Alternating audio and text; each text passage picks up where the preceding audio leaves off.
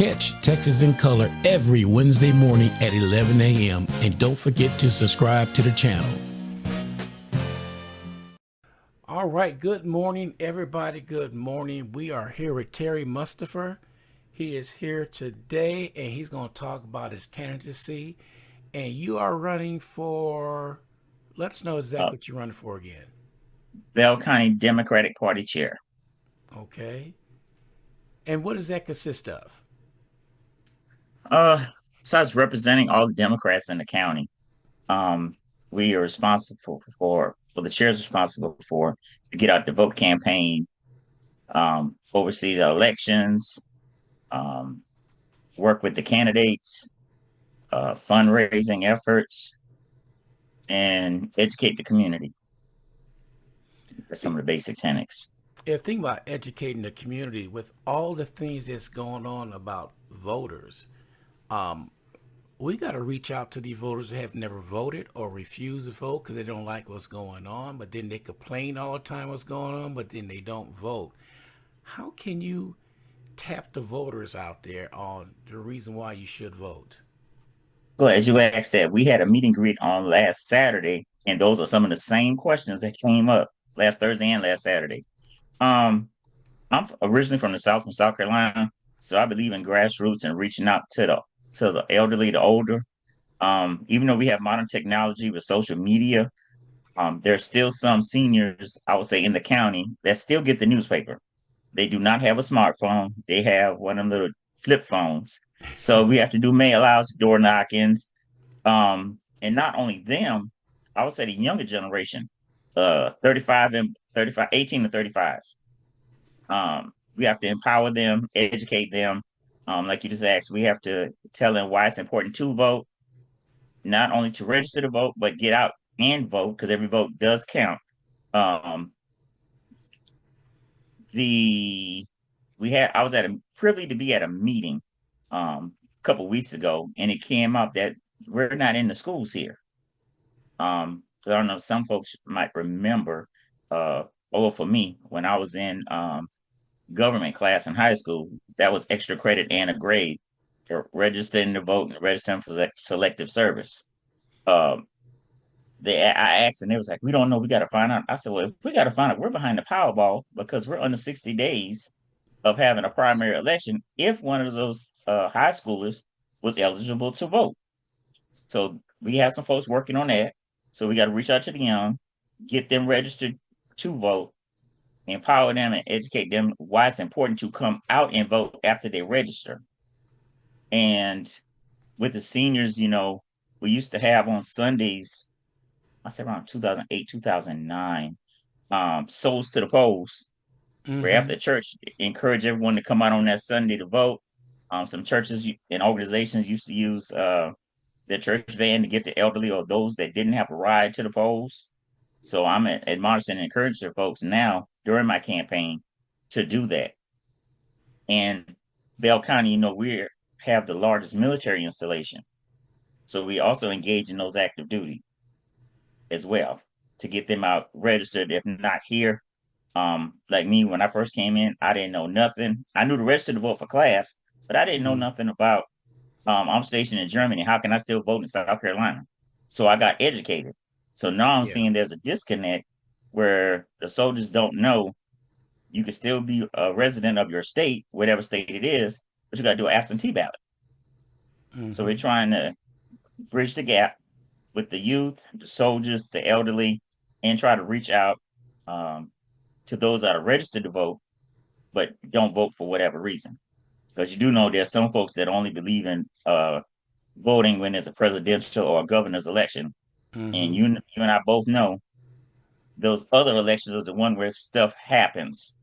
And by the time we find out it's passed, it's too late because it was on the ballot, but you didn't vote. So, for example, say if we have 346,000 and only 3,000 folks come out to vote, it passed, you're not happy. One of my sayings from way back is if you don't vote, don't complain. Exactly. And when Now you I'm gonna, do vote, let your voice be known. Go ahead, sir. yeah, I'm gonna touch base on a couple things you just said. Number one, yes, I do remember in high school when we were a senior, we had to register for the army, and we got our voter registration. It Mhm. was all in one, and back then it was a lot of grassroots going on because it wasn't just social media back then. It was knocking on doors and talking to people. And you brought up one point that the elderly still got that flip phone, which they don't receive anything on, and so we have to break down and do two things two ways. One, do the grassroots for the well seasoned people out there, and the Yes. other one is social media with the young folks out there, and that is kind of hard to bridge that gap. Number one, I'm gonna say funding, because I think it costs more to do grassroots, getting things printed up and walked around, than social media where you get it and send it out to everybody. So I think fundraising and funding is a crucial part of anybody running for Yes. office nowadays. So, how do you conquer that, and how can people donate and all that? My link for my donation for donations to me, one, uh, the modern day, go vote for Terry M on Facebook, or if you have the Act Blue app, you can find me on there as well. And for those well-seasoned folks or those that don't trust the electronic age, you can mail a check to Terry Mustapher at P.O. Box 10205, Killeen, Texas 76547. Okay, And it's funny you so asked that because I just got hit with that on Saturday. oh yeah, I want to send you something. I don't have my checkbook. I don't believe in. I said, I got you. And she was like, You're not from here. I said, I retired here. I'm South Carolina. So I do understand. yeah. So, what will be your three top priorities for your first 90 days if you are the chair? Uh, right now, we are short in Bell County of precinct chairs. And I don't know if you know here, we got five more precincts added. They redid the lines. According to the law, if you have so many folks, they do Hmm. what they do. So that happened. So we gained five more precincts 1 July. Uh, we have like, let's say 18 to 20 something chairs presently.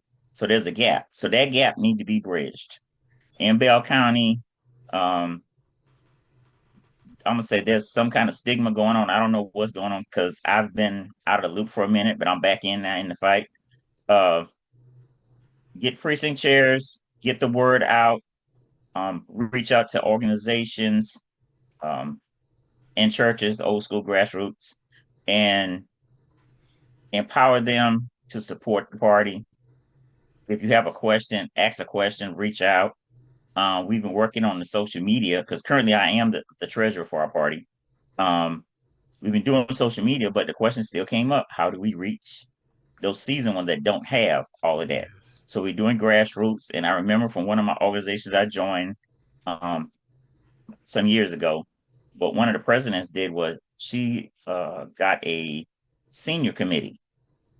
So some seniors go to the senior center, some senior go to Bible study and other groups. Those little nicks. So she got them and empowered them to talk to their peers, and they started meeting. And to this day, some of them still are meeting Hmm. and telling other seniors what's going on. So that's one way of reaching the seniors or you know those folks and get them back into the fold and up to date and knowledgeable of what's going on and what bills are affecting them, especially with what's going on with healthcare nowadays.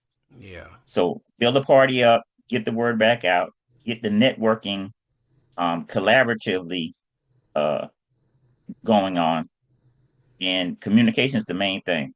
So if I got to go to church, go to a meeting, I will go and talk, and I will admonish my executive, which is precinct chairs, to do the same thing. I can't do everything by myself. It's a team effort. I am prior military, retired, so I know how to teamwork.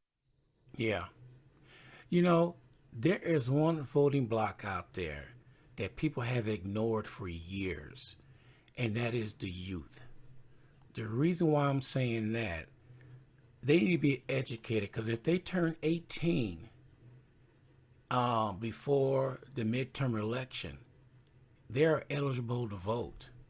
And a lot of them don't know that. So we need to push that word out. Like I said, I truly believe the youth can help anybody win because it's such a big block, and they're tired of being ignored. So, how will you bring the youth in to make sure they get out and vote? Glad you asked. I'm a prior youth advisor for the NAACP Youth Council here, and we educate them and also get involved with youth events. Not only the school district, clubs, fraternities, sororities. That's part of that network and reaching out.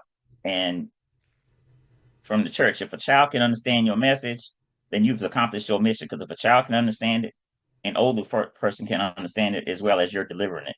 You don't have to worry about how I'm going to break it down for this group of folks and that group of folks. One message. Only thing you have to tweak is you talk to the youth about their educational benefits, talk to the seniors about their health benefits and property taxes for everyone. You know, they be asking questions about taxes. My bill went up. Well, did you get the letter? Did you go to the county when they said they had a hearing to voice your concern? No, I didn't know. Now, it's in the letter. So we also got to empower them when you get stuff to read it. And not only just read it, share it with others. And if you don't have a clear understanding, ask questions. You know what? You hit a point right there, and I'm a firm believer. Everybody, we're bombarded every day with stuff coming in, and we'll see. We'll get to that later. Get to that later. Well, once that election is over with, you find out you got some envelope right here that's telling you everything to do that you never opened. And you said a key word. If you got things in writing in front of you, take time out to read it. A lot of them, they depend on other people's opinion and not their own. And that's the worst thing you could do It is because truly somebody will worse. sway you to vote a way that, no, I don't want to vote like that, but you did because somebody told you this is the best way to vote.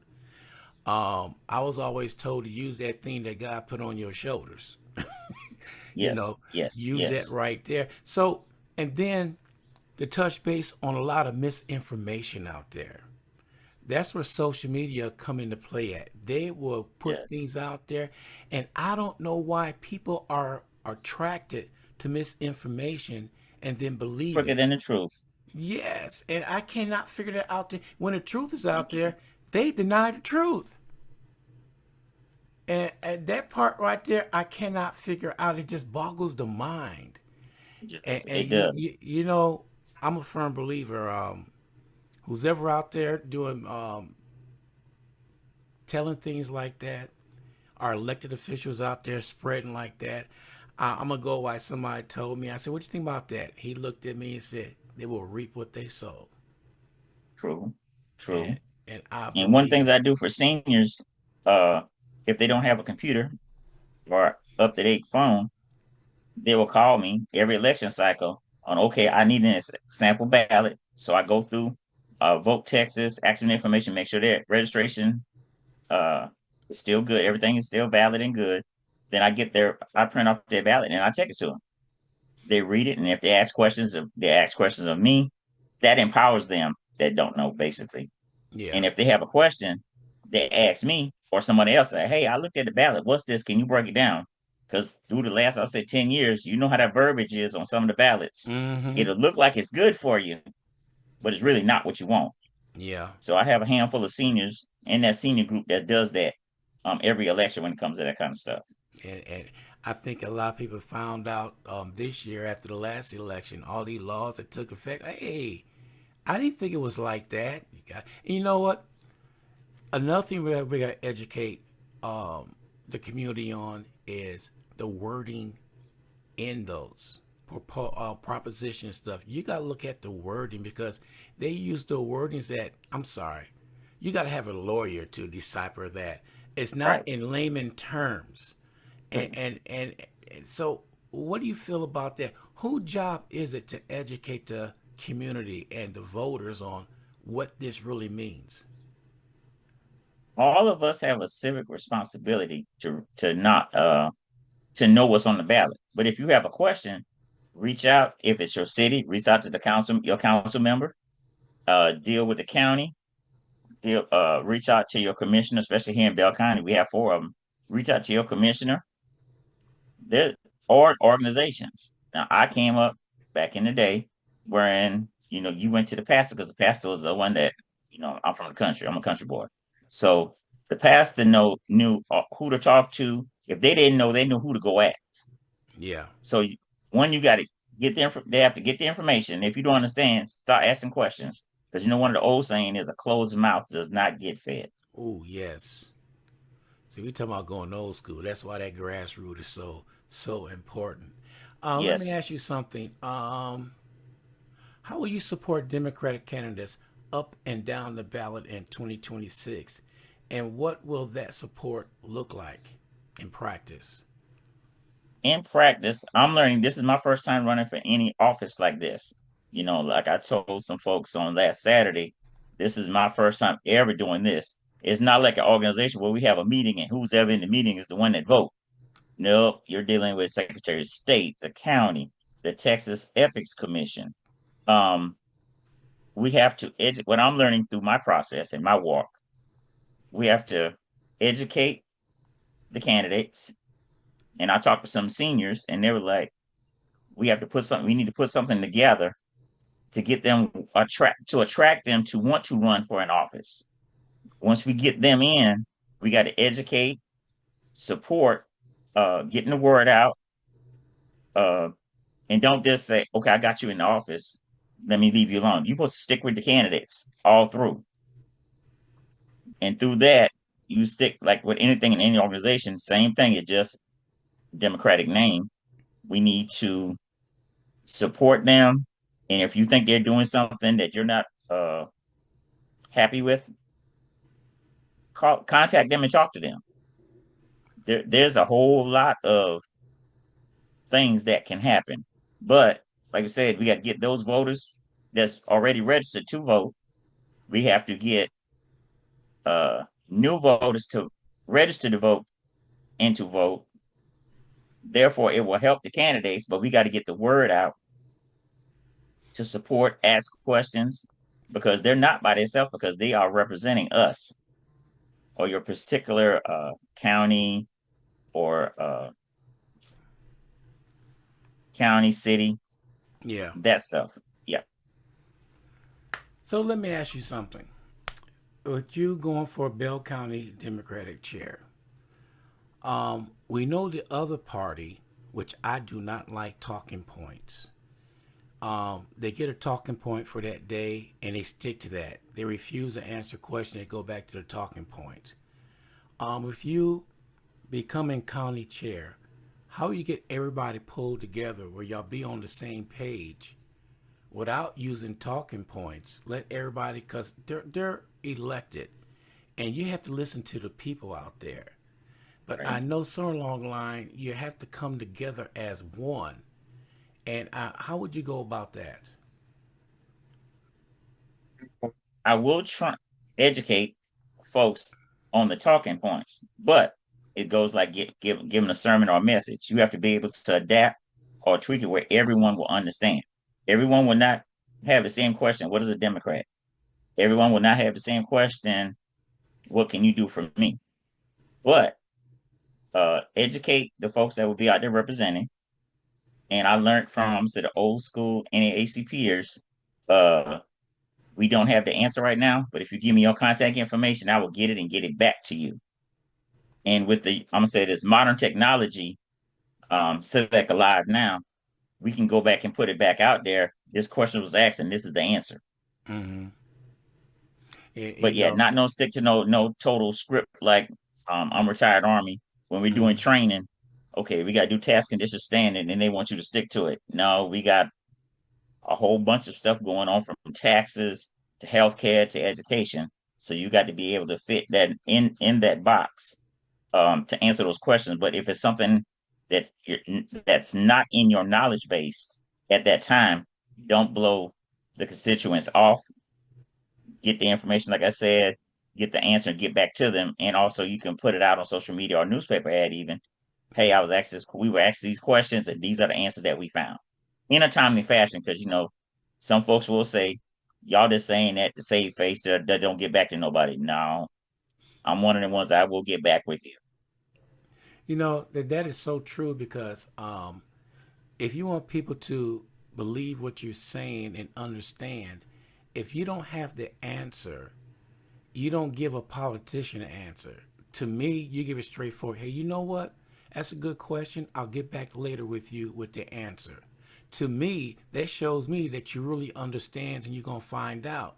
But if you come back and give me a politician answer and go off somewhere else that's not even the question, that turns me off right away. I said, well, I'm not voting for you because Okay. you went I've had over some there. seasoned folks. Yeah, Yeah, I've had some seasoned folks that were like, I'm gonna ask you this question, and I don't want the PC answer. I want an answer. thank I you. got you. So I've learned, look, not only in church and other organizations, them seasoned ones that just sit home and like, hey, you know, I was on this earth before you even came around. So I know the drill. Don't play me. Don't try to take me left or right. Just be a straight shooter. Give it to me. If I like your answer, I do. If I don't, I don't. But at least you gave me a straight, honest answer. Agree to disagree. That's so easy to Mhm. do. Okay, your ways are Yes, sir. like this, my ways are like this, but somewhere along the line, we can't meet in the middle. We could agree Mhm. to disagree. But most time when you do that, at the end of the conversation, it seems like most time you come up with the same result. It's just some people go from New York to California to Canada back here, and some go from the east side to the west side. Boom, it's done. It's like Yes. some people like going around the world before they come to the answer, which brings me up to this one. I gotta ask you this question. Okay. There are some people, like you said, I need for you to ask me a question. Before they ask that question, they give you when they were born, this is going on, this happened right here, what you feel about this, and you look at them and say, so what is the question? There's a Yes. lot of people that wants to put their input in. They so bad when they Right. get a chance to talk, they know the question, but they want you to know about their input, how their life treated them, how you went through all that, and that's good and dandy. But imagine if you have a town hall meeting, everybody did that, that'd last way past midnight. It would. So, It so would. it's so how hard would it be to keep the people on task? Okay, you have an open forum. You get to Hmm. ask a question. Do you have a bell to ring or somebody with a long hook to drag them out? Or because some people are personal and passionate about things and they want to get the point across. I understand that, but we need to get to the question to get to the root of the cause. Understand. So I've had several questions because I've had my own personal meet and greet already last Thursday, and someone hosted, Miss Val hosted one for all the Democratic candidates on last Saturday. Uh, they asked the question, and I gave it the answer. It was reversed for me because I gave that long answer. It was like, "You're going in the weeds." I said, "But were there any other questions after I answered that question?" They was like, "Yeah, I noticed people put their hand down, but then they came to me afterwards was like, well, I was going to ask this question, I was going to ask that question, but you answered it, so I just sat back and listened to all your answers people were asking you." But yes, we have 3x5 cards on the table, and there's a couple folks in the room, and I will be that's why I will be PC based on time because when you're using venues, that's money. Yeah, And so if I got it from 6 to 8, it's 6 to 8, not 8:30, 10 o'clock. Get with yeah, me afterwards. Let me get your contact information. We can meet for coffee or have a telephone conversation. Or some be like, there's Starbucks around the corner or McDonald's or whatever's still open. Can we go around there and talk?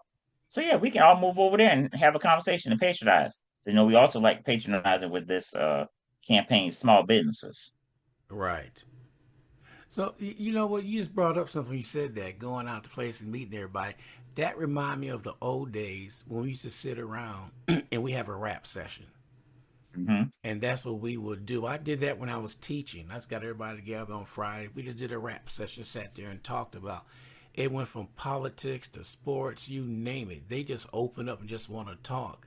So that's a little different than a town hall meeting. That's more intimate when you get 10 or 12 people together in a room and you talking what's going on. What the great thing about that is, whatever conversation you have right there, hopefully the people there will go out and spread that.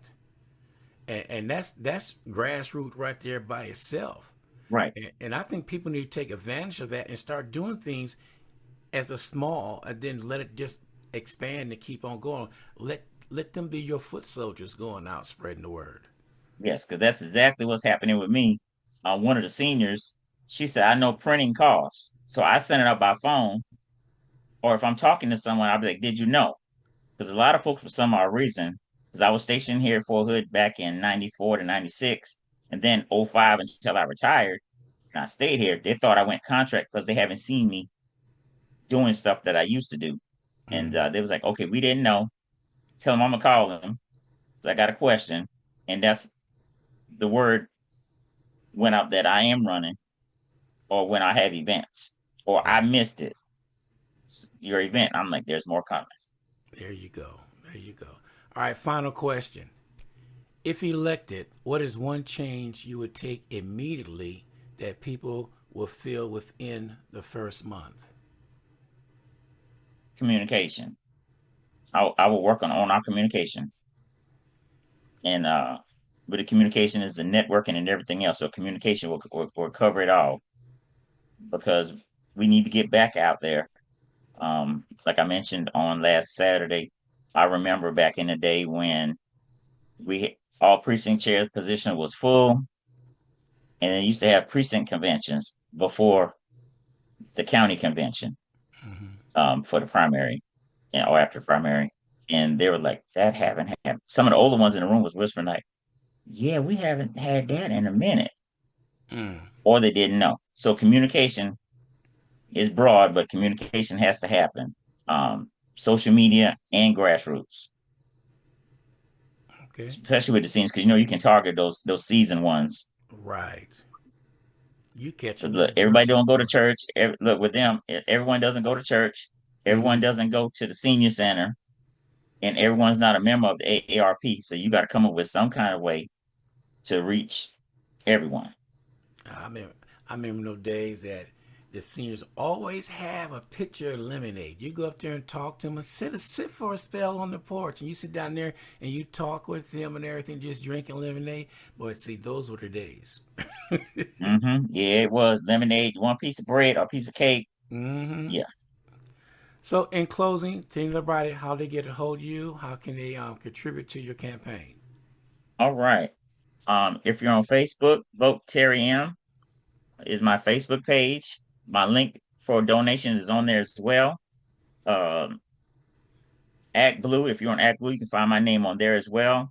Or if you're old school or like pen and paper, you can write a check and send it to P.O. Box 10205, Killeen, Texas 76542.